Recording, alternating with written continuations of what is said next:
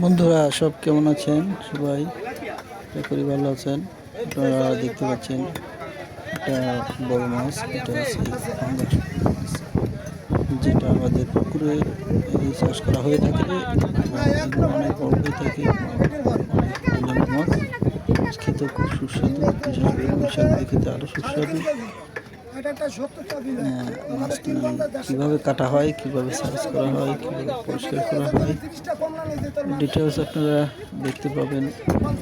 শুধু চ্যানেলটির সঙ্গে থাকুন, সাবস্ক্রাইব করে রাখুন।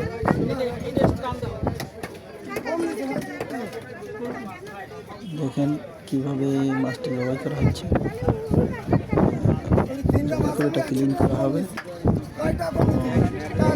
মাছটি খাবার মতো করে আস্তে আস্তে কুটা হবে। আমাদের পরিষ্কারের যে দৃশ্য, এটা আপনারা দেখতে পাচ্ছেন। আশা করি আপনাদের ভালো লাগবে। দেখতেই থাকুন। দেখুন মাথাটা কীভাবে পরিষ্কার করা হচ্ছে, তার যে কাটা আছে সেই কাটা কীভাবে কেটে ফেলা হলো এবং মাথাটা ফেলে ফেলা হবে। দেখতে পাচ্ছেন মাথাটা 2 স্প্লিট অর্থাৎ ভাগ করা হলো এবং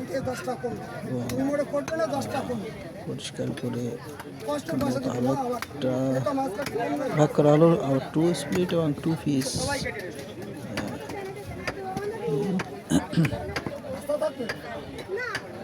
স্প্লিট করা হলো এবং এখান থেকে 2 পিস বের করা হলো।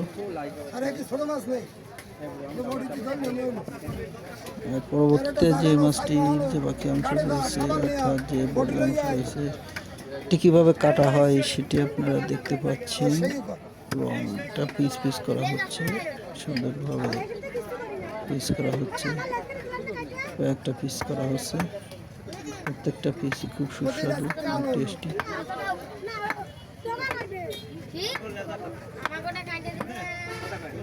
অনেক বড় হয়েছে পিসটি, যে কারণে পিসের ভিতর থেকে স্প্লিট লেজটাও স্প্লিট করা হলো, তারপর এইগুলো 2 পিস করা হলো। মাছগুলো অনেক বড়, যে কারণে স্প্লিট করে করা হচ্ছে।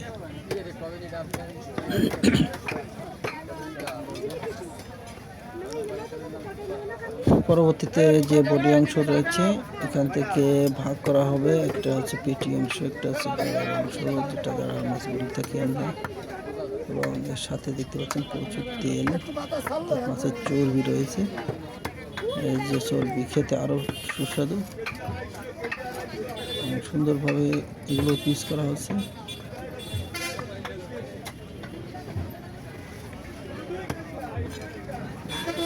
অর্থাৎ এই পাঙ্গাস মাছে দুধ হয়ে থাকে।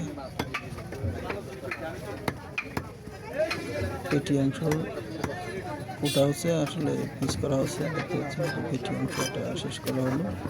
এখন হচ্ছে দাঁড়ার মাছ, অর্থাৎ দাঁড়ার যে অংশটা চাইনিজ কাট দেওয়া হচ্ছে। চাইনিজ কাট দিয়ে ছোটো ছোটো করে টুকরো করে কাটা হবে। সঙ্গেই থাকুন এবং দেখতেই থাকুন। ভালো লাগলে অবশ্যই সাবস্ক্রাইব করে রাখুন।